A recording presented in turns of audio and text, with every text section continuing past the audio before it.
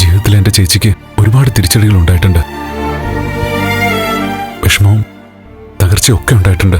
അതൊക്കെ നന്ദൻ അറിയാവുന്ന പോലെ തന്നെ എനിക്കും അറിയാവുന്നതല്ലേ. എൻ്റെ ചേച്ചി ഒരു പാവ. അവിടെ ഞങ്ങളുടെ വീട്ടിലും എല്ലാത്തിനും ഇടയിൽപ്പെട്ട് ഇതുവരെ കരഞ്ഞു തീർക്കായിരുന്നു. ഏയ് എന്താ ചേച്ചി ഇനിയും കരയിടയാവരുതെന്ന് ഇരിഷേട്ടനോട് പറയുന്ന തെറ്റാണെന്നറിയാം. എന്നാലും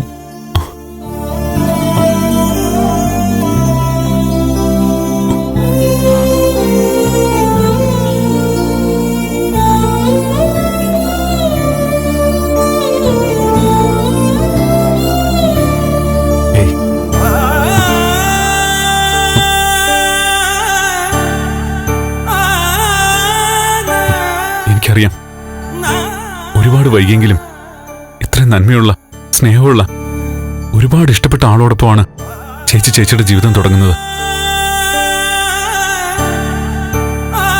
ചേച്ചിയുടെ ഭാഗത്തുനിന്ന് എന്തേലും തെറ്റുപറ്റിയാലും ക്ഷമിച്ചു കൊടുത്തേക്കണേ ഗിരീഷേട്ടാ.